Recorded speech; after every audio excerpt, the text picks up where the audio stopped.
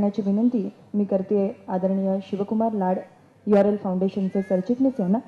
सर्वप्रथम महाराष्ट्र भूषण कविवर्य मंगेश पाडगावकर. साहित्यिक आदरणीय श्री विजय कुवळेकर साहेबांना पुष्पगुच्छ देण्याची विनंती केदारे सरांना करते. प्राध्यापक आणि कवी म्हणून संपूर्ण महाराष्ट्राला परिचित असणारे आदरणीय फमू शिंदे साहेब, मी केदारे सरांना विनंती करते आणि पुन्हा एकदा केदारे सरांनाच विनंती करते की त्यांच्या हस्ते आपल्या सगळ्यांचे लाडके आदरणीय रामदास फुटाणे यांचाही सत्कार व्हावा. याचबरोबर असे असंख्य मान्यवर समोर प्रेक्षागृहात दिसत आहेत की जे URL फाउंडेशनच्या प्रत्येक कार्यक्रमाला आवर्जून हजेरी लावतात. त्यांना सगळ्यांना आम्ही या URL कुटुंबाचे सदस्यच समजतो, म्हणून केवळ शब्दसुमनांनी त्यांचं स्वागत करतोय. पण एकदा जोरदार टाळ्यांचा गजर आज या कार्यक्रमाला उपस्थित असलेल्या सर्व मान्यवरांसाठी आणि अर्थातच तुम्हा सर्व रसिकांसाठी. यानंतर आजच्या मुख्य सोहळ्याकडे अर्थात पुरस्कार सोहळ्याकडे वळूया. क्रीडा क्षेत्राविषयी उदयदादांना असणारं प्रेम, स्वतः त्यांच्यामध्ये मूर्तिमंत असणारी खिलाडू वृत्ती आणि यातूनच जन्माला आलेला हा क्रीडा गौरव पुरस्कार. असे अनेक क्रीडा प्रकार की ज्यांच्याकडे प्रसिद्धीचा झोत नेहमी वळतोच असं नव्हे, असे क्रीडा प्रकार आणि त्याच्यामध्ये त्या क्रीडा प्रकारांच्या प्रचार आणि प्रसारासाठी झटत असलेली खऱ्या अर्थाने व्रती असणारी मंडळी, त्यांचा सत्कार, त्यांचा सन्मान दरवर्षी आवर्जून करण्याचा उदयदादांचा मानस आहे आणि यंदाच्या वर्षी असेच सत्कारमूर्ती आम्हाला मिळालेत याचा मनस्वी आनंद आहे.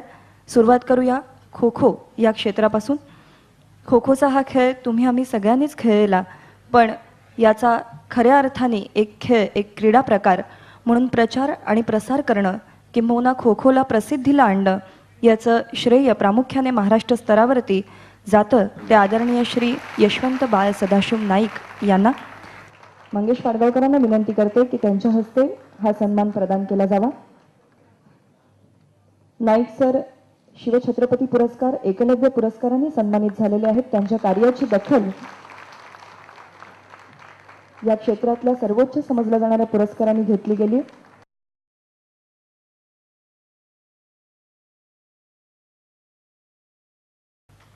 असंख्य विद्यार्थी खेळाडू म्हणून त्यांनी घडवलेत आणि खो खो या खेळाविषयी ते एक स्वतः विश्वकोश आहेत खो खो या खेळाचा, असं म्हणायला हरकत नाही. अतिशय उद्बोधक आणि रंजक अशी माहिती खो खो या खेळाविषयी ते आपल्या विद्यार्थ्यांना देत असतात, किंबहुना त्याविषयी त्यांची ख्याती आहे.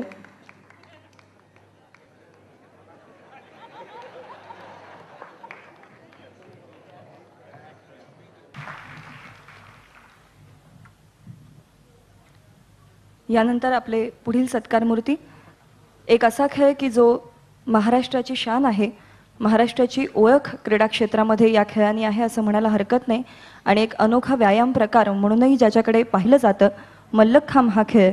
आणि या खेळामध्ये एक असं नाव की त्या खेळाची ओळख म्हणून राहिलेलं, आपली ग्रामीण पाणी पुरवठा या विभागातली नोकरी सांभाळून या खेळाच्या प्रचारासाठी प्रसारासाठी ज्यांनी आपलं जीवन वाहिलंय, असंख्य खेळाडू ज्यांनी घडवलेत, आत्ता या क्षणी सुद्धा असंख्य निवासी शिबिरं ज्यांच्या विद्यार्थी त्याचा लाभ घेत आहेत, असे आपल्या सगळ्यांचे अतिशय परिचयाचं एक व्यक्तिमत्व, क्रीडा रसिक ज्यांना अतिशय मानतात, आदरणीय श्री बाबासाहेब अर्थात बापू अकबर समलेवाले. त्यांचं मल्लखांबाचं प्रात्यक्षिक इतकं लक्षवेधी असतं की परदेशातून सुद्धा जेव्हा जेव्हा मल्लखांबाचं प्रात्यक्षिक व्हायचं असतं तेव्हा पहिलं नाव ज्याला पसंती दिली जाते ते अर्थातच बापूंचं असतं. गेली 28 वर्ष एक प्रशिक्षक आणि या क्षेत्रातील संघटक म्हणून काम करणारे बापू, त्यांचं कार्य क्रीडा रसिकांना नेहमीच सुखावणारा आणि स्फूर्ती देणारा असं आहे. या पुढील सत्कारमूर्ती कॅरम या क्षेत्रातले आदरणीय श्री देवजी सुमरा. वयाच्या 11व्या वर्षापासून त्यांनी कॅरम खेळायला सुरुवात केली आणि आजही ते स्पर्धेत सहभागी होतात. महाराष्ट्राचं राष्ट्रीय स्तरावरती प्रतिनिधित्व त्यांनी केलेलं आहेच, पण त्याचबरोबर भारतातर्फे श्रीलंकेचा दौराही केलाय. आणि जे कॅरम क्षेत्रातले माहीर आहेत, जाणकार आहेत, त्यांना त्यांच्या पेअर, ग्लान्स, टच, डबल यासारख्या शॉट्सची नक्कीच माहिती आहे. त्यांचा खेळ पाहण्यासाठी तुम्ही सर्वांनीच गर्दीही केलेली असेल. जोरदार टाळ्यांच्या गजरात श्री देवजी सुमरा असा आंतरराष्ट्रीय खेळ की ज्याला महाराष्ट्रात एक वेगळं परिमाण आहे, एक वेगळी ओळख आहे. या क्षेत्रातलं एक दादा नाव म्हणजे प्रभाकर दादा सदाशिव अमृते. मेजर स्पोर्ट्स कबड्डी स्पर्धा ही मला वाटतं दादांच्यामुळे ओळखली जाते. या स्पर्धेचं आणि दादांचं एक घट्ट समीकरण झालं. खेळाडू म्हणून, प्रशिक्षक म्हणून आणि पंच म्हणून दादांनी स्वतःची एक आगळीवेगळी ओळख बनवली आहे. त्याचबरोबर क्रीडांगणाची देखभाल आणि त्याची आखणी या संदर्भातलंही त्यांचं काम अतिशय उल्लेखनीय. राष्ट्रीय स्पर्धा क्रीडांगणाची देखभाल त्यांच्या देखरेखीत होते. अमृतेदादांचं पुन्हा एकदा टाळ्यांच्या गजरात मनपूर्वक अभिनंदन करूया. आणि यानंतर एक असा खेळ की जो क्रीडांगणाव्यतिरिक्तही अन्य क्षेत्रांमध्ये खेळला जाताना आपल्याला दिसतो, कुस्ती. आणि या कुस्ती क्षेत्रातलं एक असं नाव की ज्यांची काही वेगळी ओळख करून देण्याची गरजच नाही. हिंद केसरी असणारे आदरणीय श्री मारुती माने.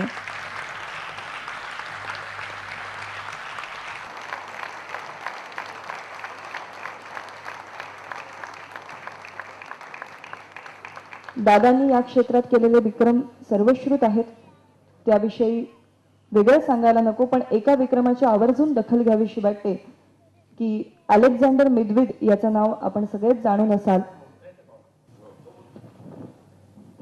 मारुती माने माझ्या शेजारी बसले आहेत, तर मी त्यांना सांगितलं की मी कवी आहे आणि मी शब्दांशी कुस्ती खेळतो. ही एका क्रीडापटूला एका कलाकाराने दिलेली दाद आहे. आणि दोघंही कुस्ती खेळतात तेव्हा आपल्याला खूप आनंद मिळतो, हे नक्की. यानंतरचा पुरस्कार क्रीडा क्षेत्राशीच एका अर्थी संबंधित आणि साहित्य क्षेत्राची सुद्धा, म्हणजे आत्ता जसं मारुती माने आणि पाडगावकर एकत्र दिसत आहेत तसं ज्यांच्या करिअरमध्ये घडलंय ते आदरणीय श्री विनायक दळवी. क्रीडा पत्रकारितेतील एक मोठं जाणतं नाव, ज्यांच्या नजरेतून आपण असंख्य विश्वचषक पाहिलेत. लोकसत्ता, सकाळ या वृत्तपत्रांच्या माध्यमातून. आणि यानंतर URL फाउंडेशनचा साहित्य गौरव पुरस्कार एका अशा साहित्यिकाला की ज्याची लेखणी कायमच वेगळा विचार करत आली आणि तो आक्रमकपणे, धाडसाने मांडत आली. अनेक त्यांच्या ग्रंथांना शासनमान्य पुरस्कार मिळालेले आहेत, जुन्या जाणत्यांची पावती मिळालेली आहे आणि काही वेळा विरोधही झालेला आहे. पण विरोधकांना सुद्धा त्यांच्या विचारांची दखल घ्यावीशी वाटली. इतके तेजस्वी विचार, मग तो विषय सावरकर असू दे, आंबेडकर असू दे किंवा मुस्लिम वर्ग असू दे,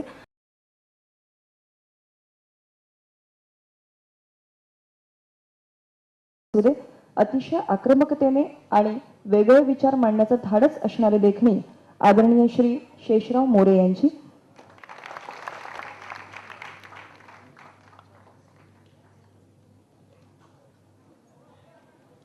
आणि हे सर्व पुरस्कार आपल्या समोर जे प्रदान केले जातात त्याचं स्वरूप आपण पाहताच आहात. सन्मान चिन्ह, प्रशस्तीपत्रक, पुष्पगुच्छ, शाल, श्रीफळ आणि याचबरोबर रुपये 11,000चा धनादेश.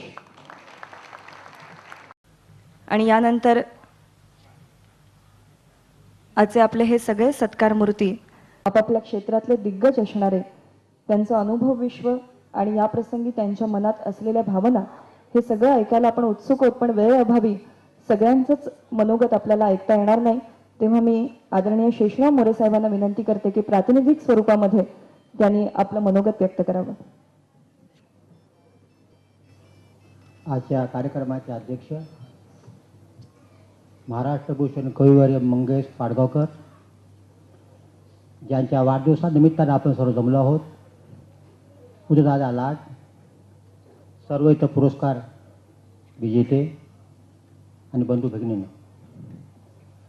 आम्हा सर्वांच्या वतीने मला बोलण्यास सांगण्यात आलं आहे. आम्हाला पुरस्कार वितरित केल्याबद्दल URL फाउंडेशनचे मी अतिशय आभार मानतो.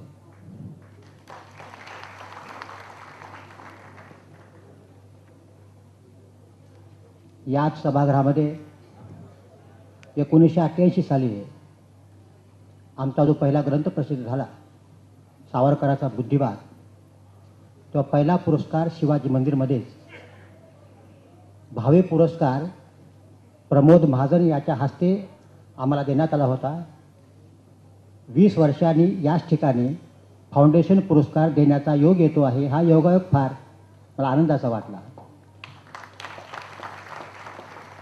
तसा मी कोणतीही साहित्यकृती निर्माण करणारा साहित्यिक नाही, कवी नाही, कादंबरीकार नाही, नाटककार नाही. मी शिक्षणानं इलेक्ट्रिकल आहे, LLB आहे. जायचं होतं मला कुरुंदकरांच्या कॉलेजला नांदेडला, पण घरच्या परिस्थितीमुळं जावं लागलं नाईलाजानं विज्ञान शाखेला. पण मॅट्रिकपासून 16-17 घंट्याच्या पेक्षा अभ्यास समाजशास्त्राचा कधी सोडला नाही. इंजिनिअरचा प्राध्यापक झालो. 20 वर्षानंतर 1994ला नोकरी सोडून दिली. आणि नंतरचे मग उरलेले सारा वेळ राष्ट्रीय आणि सामाजिक काही महत्त्वाच्या प्रश्नाच्या अभ्यासासाठी मी घातले.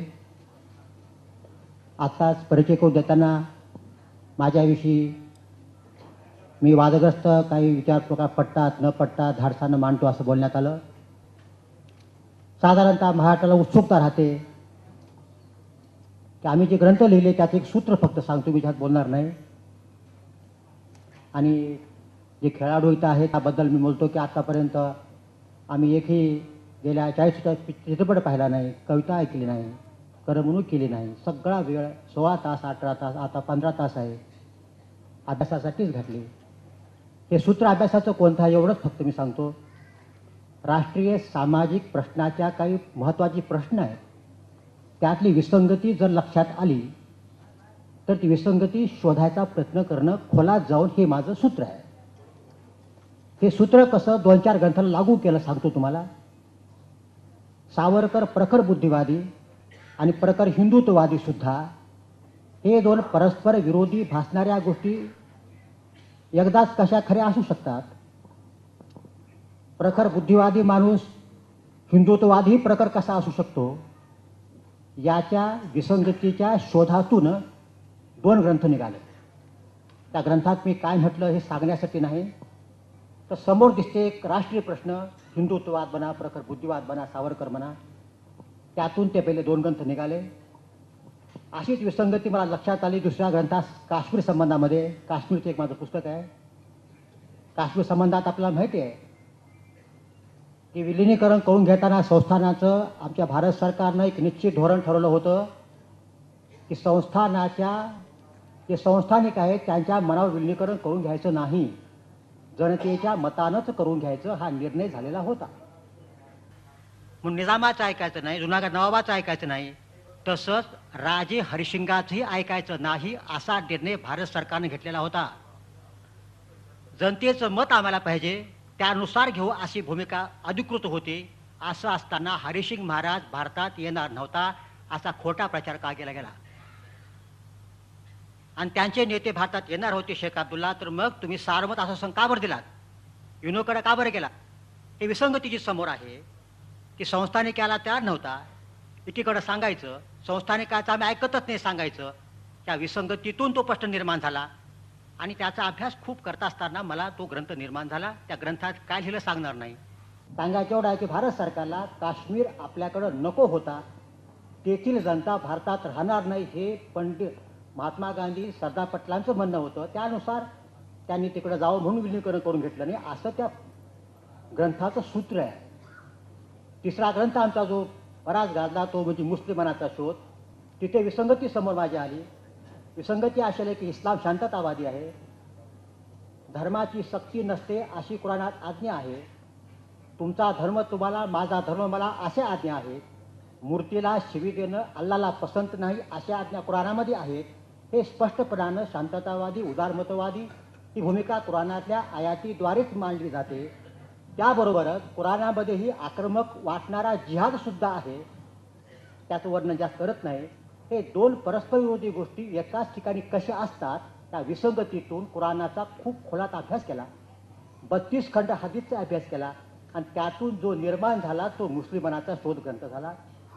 त्याचा निष्कर्ष काय पुस्तकातला मांडत नाही, पण सूत्र असं आहे, पैगंबर साहेबाच्या जीवनात 2 काळ येतात, मक्का काळ आणि मदिना काळ. मक्का काळामध्ये त्यांच्याकडं अनुयायी साधारणतः 200 पर्यंत होते.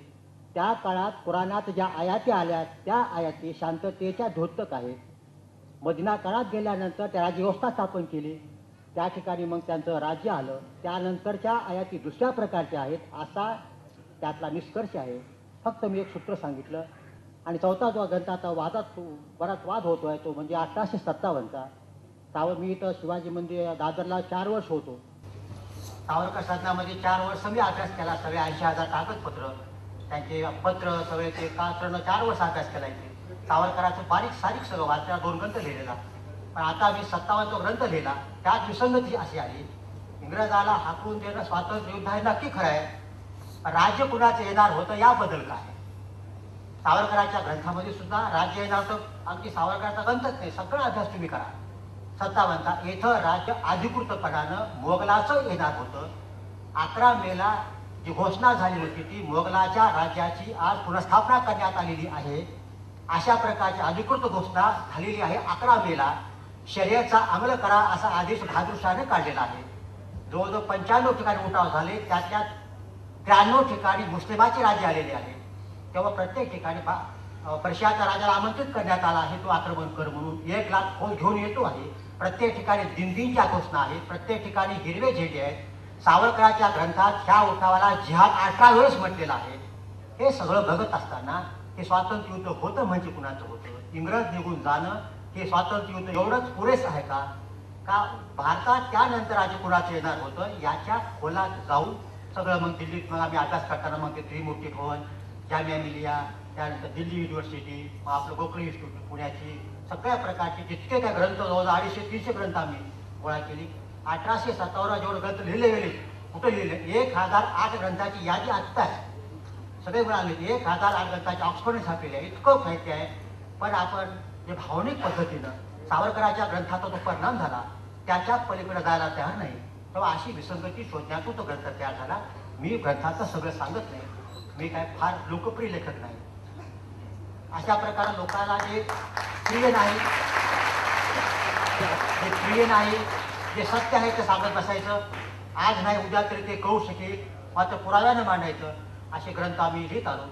तरी सुद्धा एवढं आम्हाला माझी त्या विराट फाउंडेशनच्या म्हणजे कुणाची आत्ता दादाला पाहिलं, विश्वासांच्यापैकी कुणालाही मी पाहिलं नाही, तरी माझी तुम्ही ते निवड केला, मला खूप आनंद वाटला.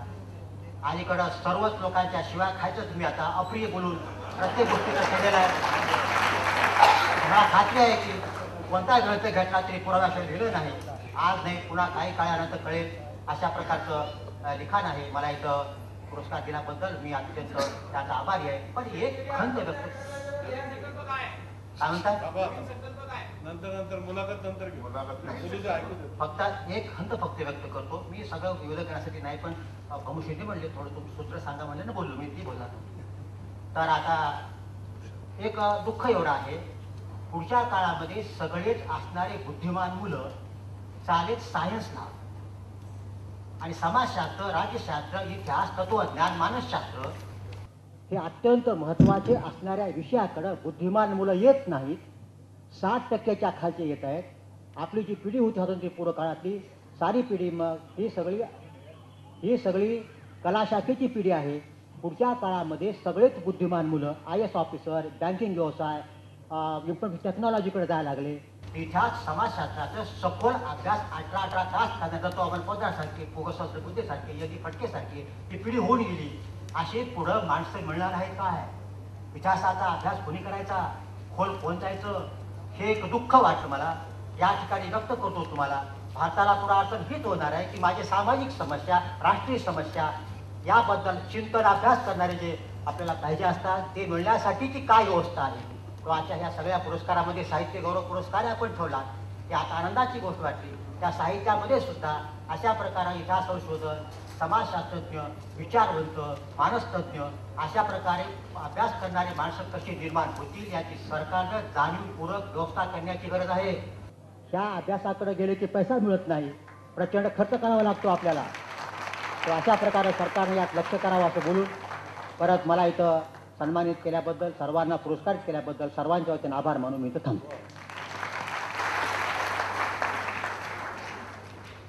मोडी साहेबांचे मनपूर्वक आभार. आणि नक्कीच मला वाटतं त्यांच्या या मनोगतानंतर आपण सगळेच कुठेतरी अंतर्मुख झालोत आणि काही बदल फार मोठा नाही घडवता आला, त्यात तर नक्कीच बदल या भाषणानंतर घडून येईल असं वाटतं.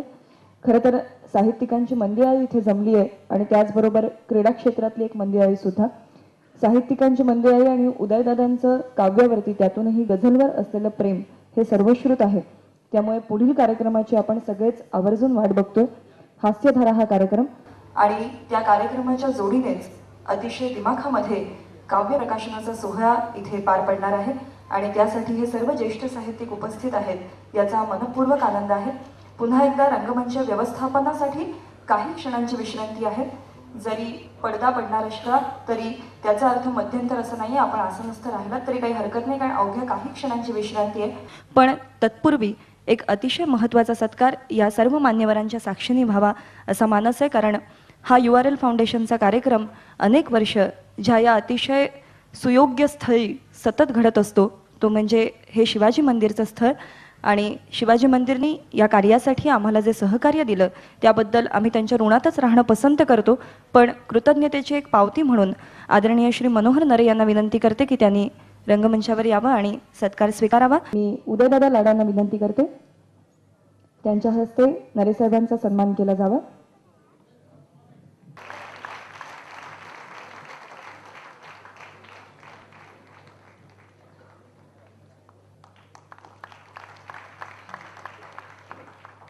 आणि यानंतर अवघ्या काही क्षणांची विश्रांती.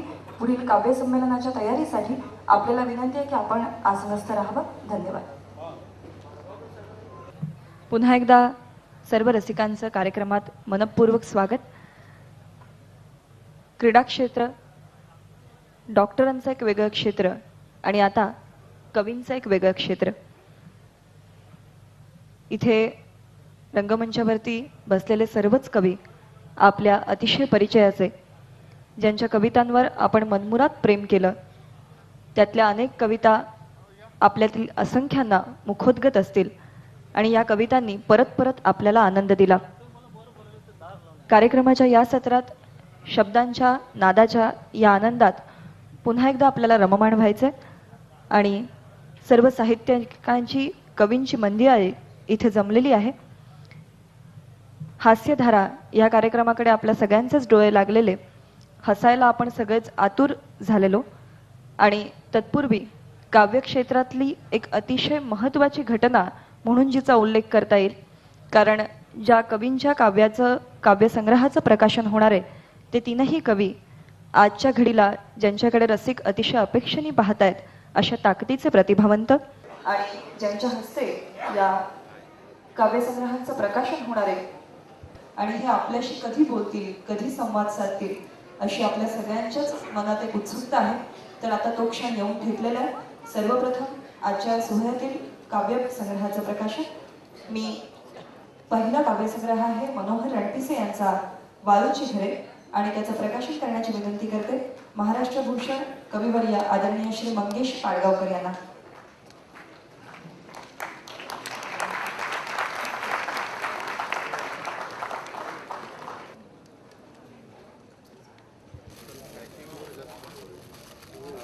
या वाळूच्या घरांनी आपल्या मनामनात घर करावं या शुभेच्छेसह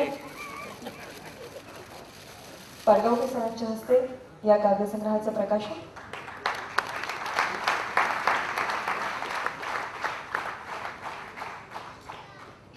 मनोहर कवी मनोहर रणपिसे यांच्या वाळूची घरे या गझलांच्या संग्रहाचं प्रकाशन झालं असं मी मोठ्या आनंदाने जाहीर करतो. एका कवीने दुसऱ्या कविता संग्रह प्रकाशित झाल्याचं आनंदाने जाहीर करणं किती कठीण आहे तुम्हाला.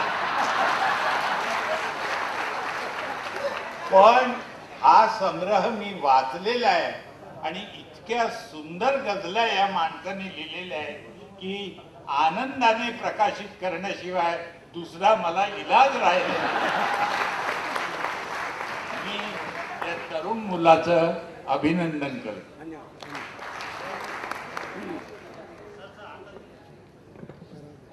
यापुढे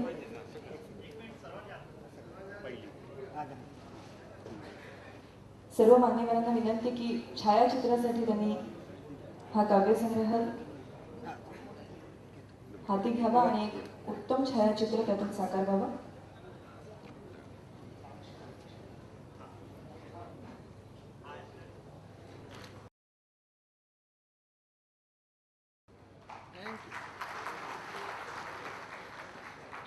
आणि रसिकांनाही विनंती आहे की आपण लवकरात लवकर तो हातात घ्यावा. यानंतर पुढील संग्रह रमण रणदिवे यांचा संप्रधान आणि याचं प्रकाशन करण्याची विनंती मी करते साहित्यिक आदरणीय श्री विजय कुवळेकर सरांना.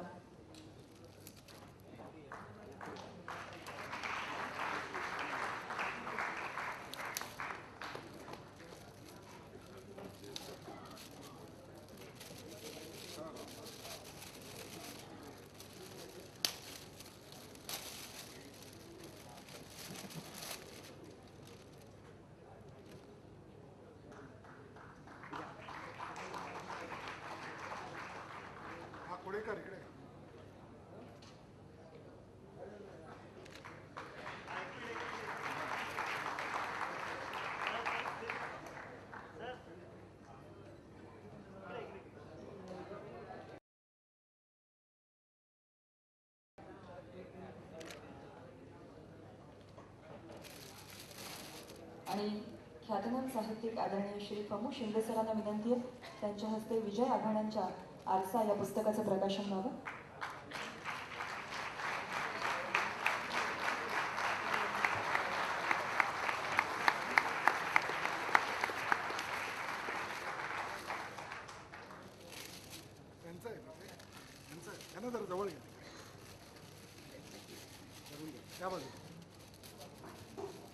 विजय आव्हानांचा एक फार मोठा चाहता वर्ग आज महाराष्ट्रात आहे आणि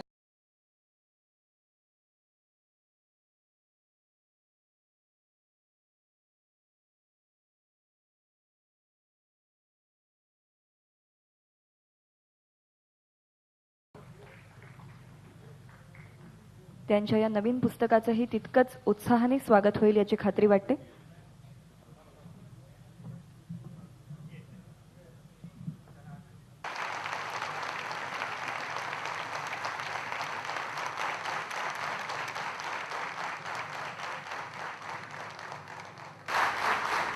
मनपूर्वक अभिनंदन आणि रसिक या काव्यसंग्रहाचा नक्की आस्वाद घेतील ही शुभेच्छा. त्याचबरोबर सर्व मान्यवरांचे प्रकाशन सोहळ्यात सहभागी झाल्याबद्दल आभार आणि मी आदरणीय फमू शिंदे यांना विनंती करते की या प्रसंगी त्यांनी आपलं मनोगत. विजय आव्हाड यांचा आरसा हा कविता संग्रह देखील गझल लेखनाचाच संग्रह आहे. रूढारदाना या कवीला दुसऱ्या एका मित्राने इकडे आणलं. तो पाहू शकत नाही रूढार्थानं हे खरं नाही. तो काय पाहतो हे आपण पाहू शकत नाही हे सत्य आहे.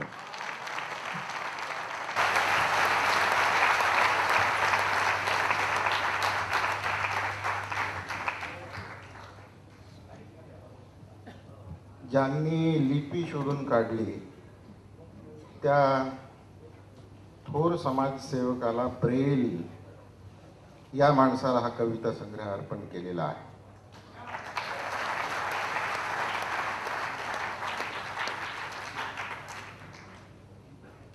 हाताच्या बोटात ब्रेल आहे आणि 2 कानांच्या प्रदेशामध्ये ब्रेन आहे. हे जेव्हा आम्ही म्हणतो आणि हे जेव्हा असतं तेव्हा या गझलांच्या मध्ये तर काही विषय असे आहेत की जे क्रेनला सुद्धा तोलून धरणं अवघड आहे. त्या मुलाच्या गझलेनं हे विषय तोलून धरलेले आहेत.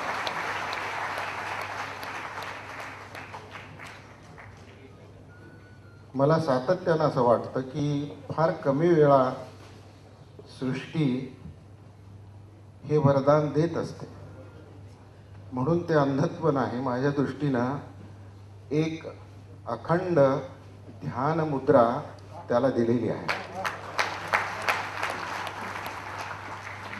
आणि या अखंड ध्यान मुद्रेचं एरवीही हेच वैशिष्ट्य आहे की डोळे बंद करून अंधार आत ओढल्याशिवाय आणि अंतःकरणाच्या चक्षुला तू जोडल्याशिवाय नवीन काही चिंतन करता येत नाही. त्या स्वरूपाचं अतिशय सखोल चिंतन विजय या कवीच्या गझल लेखनामध्ये आहे.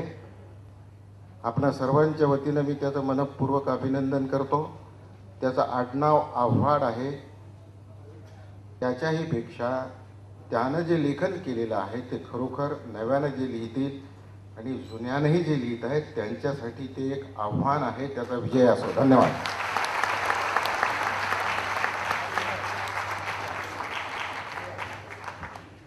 मी मनोगत सादर करण्याची विनंती करते आदरणीय श्री विजय कुवेकर सरांना. व्यासपीठावरील सर्व मान्यवर आणि मित्र, कवी रमण रणदिवे यांच्या संप्रधार या कविता संग्रहाचं प्रकाशन झालं असं मी जाहीर करतो. आजचा हा जो कार्यक्रम आहे, जवळजवळ 2-2.5 तास होऊन गेले आपण कार्यक्रम ऐकतो आहोत. उदयदादांच्या वाढदिवसानिमित्त साहित्य, कला, संस्कृती आणि क्रीडा यांचा एकत्रित मेळावा असं या कार्यक्रमाचं स्वरूप आहे. आणि त्याच्यातलं सूत्र जर आपण पाहिलं, मला मगाशी सगळा कार्यक्रम ऐकत असताना आणि तात्यासाहेब लहाने, कोल्हे वगैरेंची, बापट वगैरेंची मनोगत ऐकत असताना पंडित मदन मोहन मालवीयजींचं एक वाक्य आठवलं. त्याने असं म्हटलं होतं कि देश के हर द्वार पर एक दाता खड़ा है, अपनी खुली थैली हाथों लिए, लेकिन कमी उन हाथों की है जिनमें वो अपनी थैली दे सके. या कार्यक्रमाच्या निमित्तानं आपल्याला असं आढळलं की दाताही उभा आहे आणि ज्यांच्या हातात थैली द्यावी असे हातही प्रचंड आहे. फक्त या दोघांना एकत्र आणणाऱ्या संयोजकाची गरज होती. ते या कार्यक्रमाच्या निमित्तानं झालं आणि हे आपल्याला दिलासा देणारी गोष्ट आहे. आणखीन काही योगायोग, आमचे मारुती माने हे हिंदकेसरी, साहित्यातले हिंदकेसरी आमचे पाडगावकर आहेत, त्यांचा त्यांच्या हस्ते सत्कार व्हावा हा आणखी योग. पाडगावकर मगाशी म्हणाले की हा संग्रह प्रकाशित करताना मारुती मानेच यायला पाहिजे होते, इतकं ते घट्ट बांधलेलं आहे. पण कविता अशी घट्ट बांधलेली असल्याशिवाय मनापर्यंत पोहोचत नाही अशी ही शक्यता आहे. आणि रमण रणदिवेंची कविता ही अशा प्रकारची एक कविता आहे. त्यांनी ही 18 वर्षातला तिसरा कविता संग्रह आहे. मला फार बरं वाटलं, कारण दर 3 महिन्याला एक संग्रह काढणारे कवी असल्यामुळे काही वेळेला चिंता वाटते. पण 18 वर्षात तिसरा कविता संग्रह आणि संप्रधार म्हणजे विचार किंवा निर्णय. त्याच्यामध्ये त्यांच्या 2 ओळी मी फक्त सांगतो. त्यात त्यांनी म्हटलंय, लाडात घरी आलेल्या दुःखाचा दोष न काही, आपुल्याच आयुष्याचा दरवाजा उघडा होता. तेव्हा असं दुःखाला आपल्या आयुष्याचा दरवाजा उघडा करून देणाऱ्या माणसांची वेदना ती या संग्रहात आहे. त्याचबरोबर तरल, चंद्र, चांदणं वगैरे सर्व आहे. कवीच्या साम्राज्यात जे जे असतं ते सर्व आहे. आणि कवीच्या साम्राज्याचं नंतर आपण दर्शन घेणार आहोत. विजय आव्हाड, मनोहर रणपिसे यांचे संग्रह हे प्रसिद्ध झाले. हेही चांगले उत्तम संग्रह आहेत.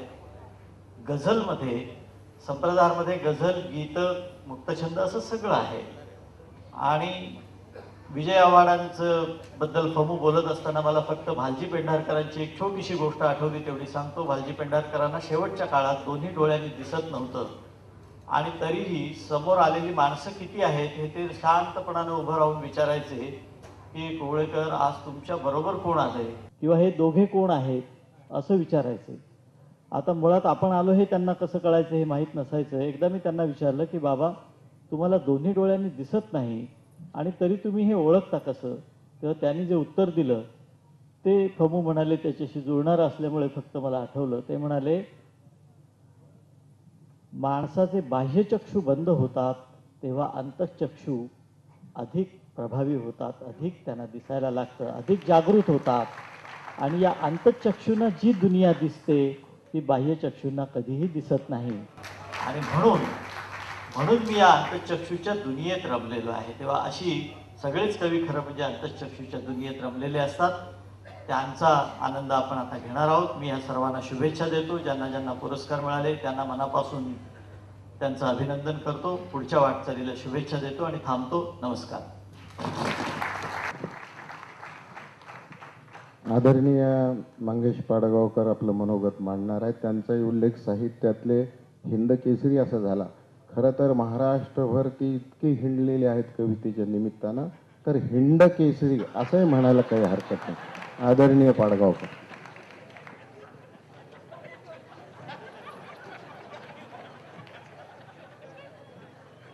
मनोहर रणपिसे यांच्या पुस्तकाविषयी थोडंसं मी गझलांविषयी बोलणार आहे, पण त्याच्या अगोदर मला माझा एक अत्यंत महत्त्वाचा असा हक्क बजावायचा आहे. तुम्ही असं म्हणाल माझा हक्क बजावायचा आहे म्हणजे काय ते तुम्हाला मी सांगतो, मग तुम्हालाही पटेल.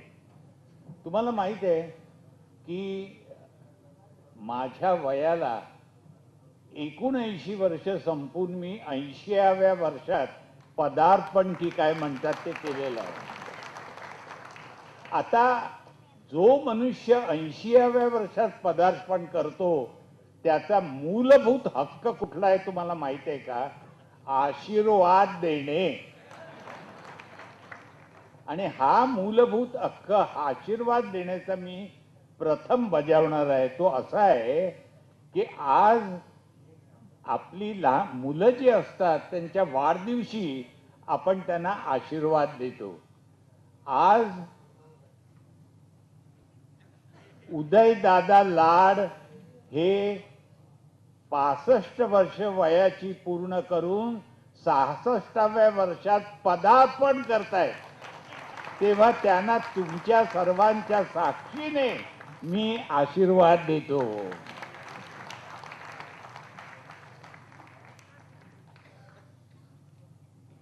उदयदादांचं काव्य आणि संगीत याच्यावर अतिशय प्रेम आहे आणि त्या काव्यामध्ये सुद्धा ते गझलचे खरे प्रेमी आहे.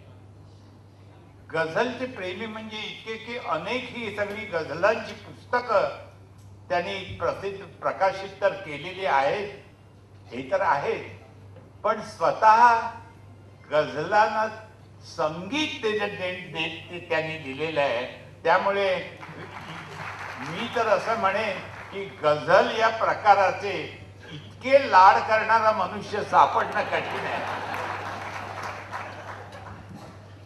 आणि गंमत अशी की ही गझलांची पुस्तकं त्यांनी आपल्या प्रकाशनाच्या द्वारे प्रसिद्ध केली आहेत.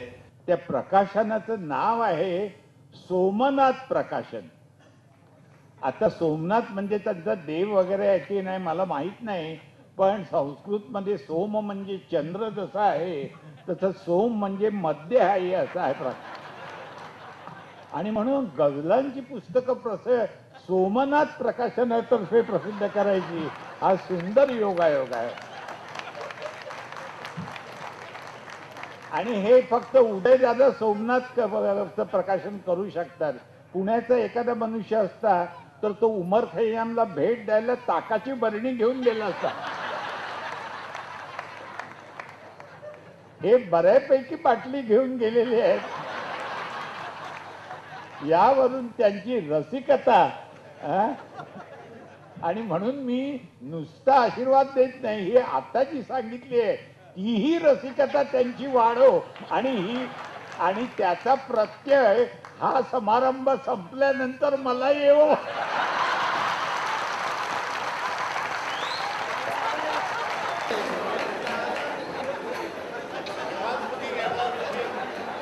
मनोहर रणपिसे यांचा वाळूची घरे हा संपूर्ण गझलांचा संग्रह मी अतिशय बारकाईने वाचला. गझल हा जो एक फॉर्म आहे तो आपल्याकडे माधव जुलियन यांनी गझलांजली लिहिली आणि तिथून सुरू झाला. त्याच्या अगोदर गझलांच्या मीटरची किंवा ओळख मोरोपंतांनी आपल्याला करून दिली होती. रसनेन राघवाच्या थोडी यशात गोडी हे मोरोपंतांचं गाणं गझल या मीटर मध्ये आहे.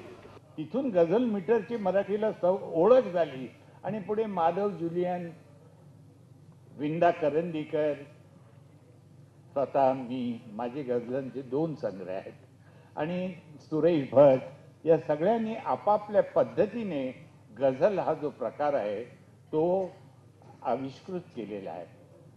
पण नव्या लोकांची मी, आणि त्यामुळे काय झालं की गझलाचं एक अशी हवा आहे की उठतो तो गझल लिहितो. आणि गंमत अशी की त्यापैकी 10 पैकी 9 लोकांना गझल स्वच्छ मीटर मध्ये छंदामध्ये लिहिता येत नाही, कारण त्यांना कवितेचा मीटर माहीतच नसतो. त्यांना फक्त घरच्या इलेक्ट्रिसिटीचा आणि टॅक्सीचा हे 2च मीटर त्यांना ठाऊक असतं. त्यामुळे सगळं अशुद्ध लेखन त्यांचं होतं. मला यांचं इतके संग्रह, या संग्रहामधल्या सगळे गझल मी बारकाईने वाचले.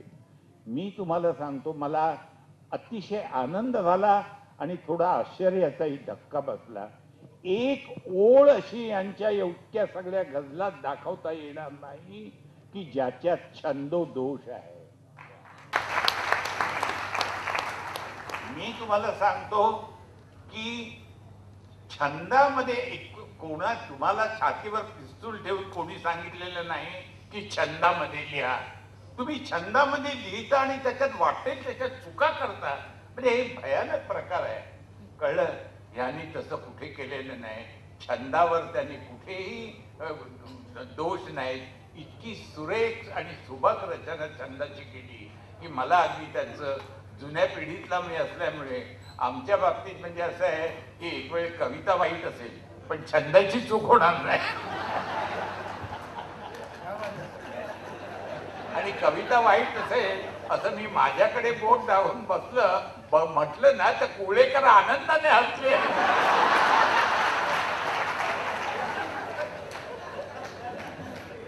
तेव्हा मनोहर रणपिसे ही द प्रॉफिट ऑफ पेन असं म्हणत आहे. या सगळ्या गझलांच्या संग्रहामध्ये त्यांचा काय एक केंद्रीय अनुभव म्हणून असतो तो त्यांचा वेदना हा अनुभव आहे. ती सगळी गझल त्यांनी एका वेदनेभोवती संघटित केलेले आहे.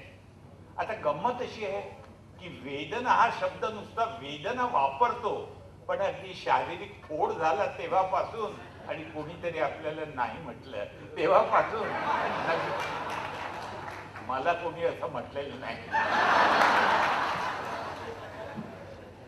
तर कारण 21व्या वर्षी मी प्रेमविवाह केला. तर मी सांगत होतो ते असं, तेव्हा जीवनामधल्या केवळ वैयक्तिक अनुभवातून, वैयक्तिक वेदनेतून नाही तर एक कल्पकतेने मानवी जीवनातल्या अनेक दुःख आणि वेदना यांचा ठाव घेणं आणि त्यांचा कवितेतून आविष्कार करणं ही अतिशय कठीण गोष्ट आहे आणि ती त्यांनी केलेली आहे. तुम्हाला आश्चर्य वाटेल, या माणसाचं आयुष्य फार विलक्षण आहे. पॅरालिसिसचा अटॅक येऊन या माणसाची अर्धी बाजू गेलेली होती. हा केवळ अर्धी बाजू नाही, अपंग झाला होता. याला चालणं, बसणं, उठणं शक्य झालं नव्हतं. इतकं काही मित्रांनी त्यांना मदत केली, जसे उदयदादा लाड आहेत तशा मित्रांनी अगदी त्यांना मदत केली म्हणून आज आपल्याला ते त्यांच्या नशिबाने आणि या मित्रांच्या मदतीमुळे. पण त्यांनी या संग्रहामध्ये गझलांची जी वेदना व्यक्त केलेली आहे त्याच्यात त्या वेदनेतला एक सूर असा आहे की इतकं अपंग अवस्थेला आल्यानंतर आता हा मरणार किंवा अपंग कायमचा राहणार म्हणून एक एक नातेवाईक किंवा ज्यांनी जास्ती प्रेम द्यावं, काळजी घ्यावी अशी त्यांनी लिहिलंय स्वतः, अशी बहुतेक माणसं त्यांच्याकडे डोळे मिटून गेली आणि नाहीशी झाली. आयुष्यात हे असं असतं. पण असं असून सुद्धा या संपूर्ण पंगू होण्याच्या प्रकारातून ते वाचले याचं कारण तुमच्यासारखी जी कवितेवर प्रेम करणारी माणसं आहेत, गझलावर प्रेम करणारी यांच्यासारखी माणसं आहेत, यांच्या आशीर्वादाने हा कवी वाचलेला आहे. आणि नुसता तो कवी वाचला म्हणजे काय, कवी शरीराने वाचला ठीक आहे हो, पशु पक्षी अनेक शरीराने वाचतात, पण नुसता तो शरीराने वाचला नाही, तो त्याच्या गझलाने वाचला. मरायला जेव्हा टेकला आणि आपण जगणार नाही असं जेव्हा त्याला वाटलं, किती किती स्पर्श, काळजाला स्पर्श करण्यासारखी गोष्ट आहे. मरणार अशी खात्री जेव्हा झाली त्याची, तेव्हा त्याला एकच गोष्टीचं वाईट वाटत होतं, मरण्याचं नाही, हे जग सोडून जाण्याचं नाही, जवळची माणसं सोडून जाण्याचं नाही. त्याला एकाच गोष्टीचं वाईट वाटत होतं की मी काही गझल लिहिले आहेत, त्यातले काही अपुरे आहेत, काही चांगले पूर्ण झालेले आहेत, या गझलांचं एखादं पुस्तक तरी प्रसिद्ध व्हावं आणि तुमच्यासारख्या रसिकांसमोर यावं असं मरताना विचार आला. आणि उदयदादा लाडानं त्यांनी निरोप पाठवला, आता मी काही जगत नाही, पण माझं हे जे गझलांचं पुस्तक आहे ते तुम्ही प्रकाशित करा. आणि मी तुम्हाला सांगतो, उदयदादा हा इतका प्रेमळ मनुष्य आहे की त्याच्या प्रेमाने यांना नुसतं त्यांच्या प्रेमाने आणि आशीर्वादाने मी म्हणेन की मनोहर रणपिसेंना नुसतं गझलांचं पुस्तकच नाही तर आयुष्यही पुढचं आणखी दिलं असं मी मानतो. आणि मी निश्चितपणे सांगतो की इतकी सुंदर कविता लिहिणारा, गझल लिहिणारा हा मनुष्य तुमच्या आशीर्वादाने, कारण हे तुम्ही पुस्तक विकत घेऊन वाचणार आहात, हे पुस्तक तुम्ही विकत घेऊन वाचणार आहात आणि इतके गझल त्याचे आनंद लुटणार आहात की तुमच्या आशीर्वादाने मनोहर रणपिसे उत्तम अवस्थेत शतायू होईल याविषयी मला शंका नाही. आणि तो नुसता शतायू होणार नाही, शतायू नुसतं होऊन करायचं आहे काय, तो शतायू तर होईलच, पण गीतायू होईल, कारण गाणी लिहिली तो सुंदर सुंदर. शतायू हो आणि गीतायू हो असं तुमच्या माझ्यातर्फे त्यांना आशीर्वाद आहे. पुन्हा एकदा मला इथे येण्याची संधी दिली आणि कुणाविषयी दुसऱ्याविषयी चांगलं बोलण्याची संधी दिली, ही एक प्रकारे आध्यात्मिक माझी थोडीशी प्रगती करण्याची संधी दिली, याबद्दल उदयदादांची मी अत्यंत आभार मानतो. आणि मगाशी जे त्यांना सांगितलं माझा सत्कार करण्याविषयी, तेही त्यांना आठवण पुन्हा करून देतो. आणि सोमनाथ प्रकाशनचा हा समारंभ मी मोठ्या आनंदाने झाला असं जाहीर करतो. आणि आता तो क्षण स्वतः पाडगावकर सरांनी आठवण करून दिल्याप्रमाणे त्यांच्या सत्काराचा क्षण मी आदरणीय श्री उदयदादा लाड यांना विनंती करते की महाराष्ट्राचं भूषण असणाऱ्या कविवर्य मंगेश पाडगावकरांना महाराष्ट्र भूषण पुरस्कार मिळाल्याबद्दल आपला सर्व रसिकांना झालेला आनंद त्यांनी या सत्काराच्या रूपाने पाडगावकर सरांपर्यंत त्याची पावती पोहोचवावी.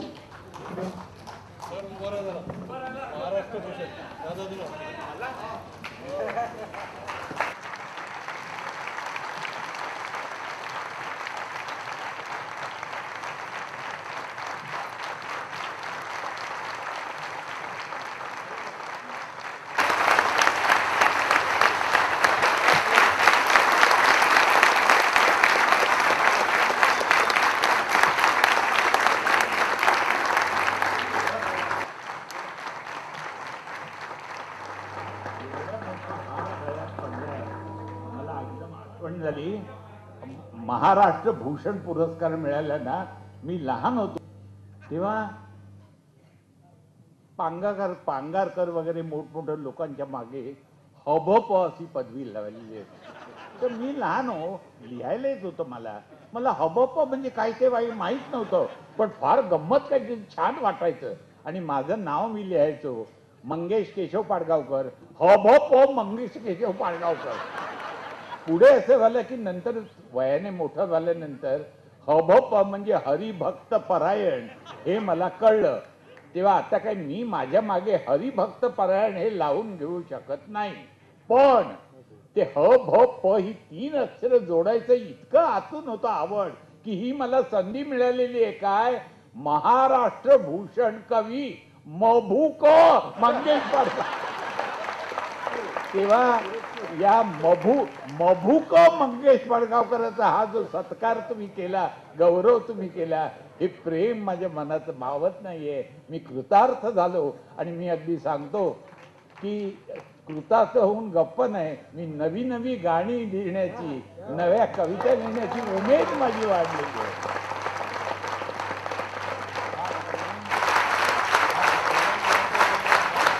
कारण माझं ते कळलं तेव्हा पुन्हा एकदा मी तुमचे आभार मानतो, सर्वांचे कृतज्ञता व्यक्त करतो आणि माझे 4 शब्द संपतो.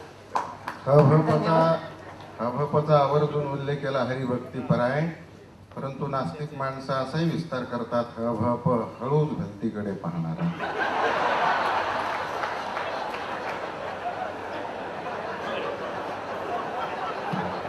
अतिशय खुललेल्या अशा या वातावरणामध्ये हे वातावरण आणखी खुलवण्यासाठी मगाशी ज्यांची अनुपस्थिती आपल्या सगळ्यांना जाणवली असेल ते आदरणीय श्री धनराज पिल्ले इथे उपस्थित झालेले आहेत. मी त्यांना विनंती करते की त्यांनी रंगमंचावर यावं.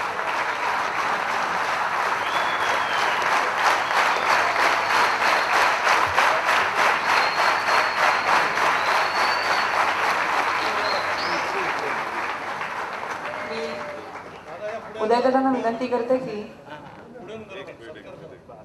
आपल्या हॉकी क्षेत्राची पताका आंतरराष्ट्रीय स्तरावर फडकवणाऱ्या या वीराचं त्यांच्या हस्ते सत्कार व्हावा. काही अपरिहार्य कारणांमुळे त्यांना कार्यक्रमाला पोहोचायला उशीर झाला असला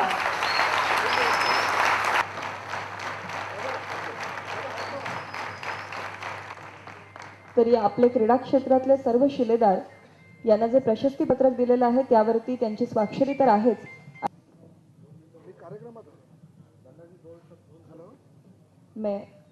आणि या कार्यक्रमाची सांगता होत असताना पिल्ले सरांबरोबर त्यांनी छायाचित्रही घ्यावं ही त्यांना विनंती आहे.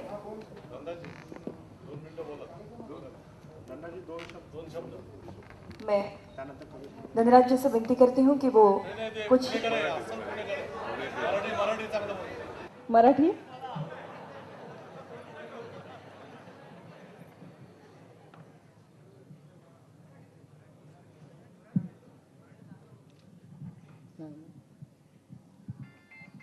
पहिल्यांदा दादा मला माफ करा, उशिरा आलो मी.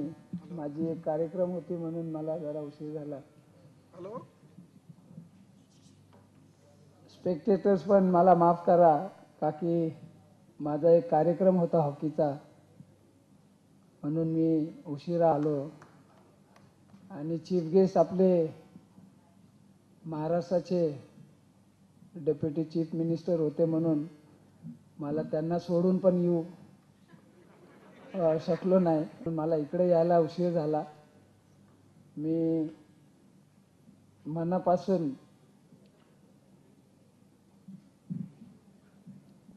माफ करा मला फक्त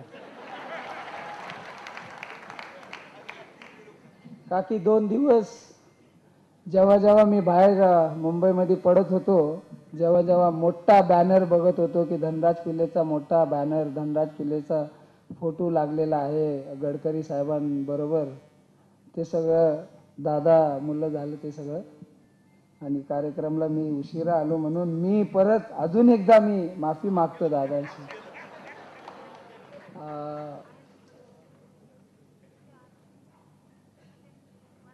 माझी पण एक इच्छा होती की कधीतरी देशाला खेळायचा त्या टायमाला URL फाउंडेशनचा अवॉर्ड घ्यावं, पण ही संधी मला भेटली नाही का की इंडियन हॉकी फेडरेशनने मला काढून टाकले 4-5 वर्षांपूर्वी.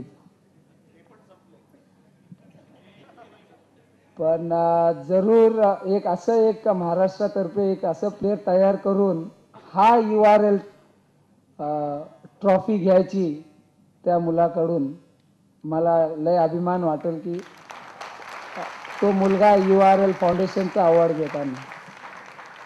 मी शिवसाहेबांना पण आभार मानतो की त्यांनी मला हा संधी दिली 2 शब्द बोलायची.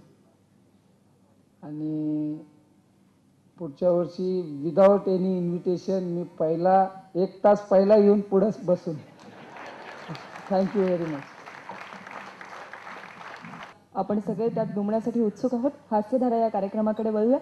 सर्व मान्यवरांचे प्रकाशन सोहळ्यात उपस्थित राहिल्याबद्दल मनपूर्वक आभार. धन्यवाद.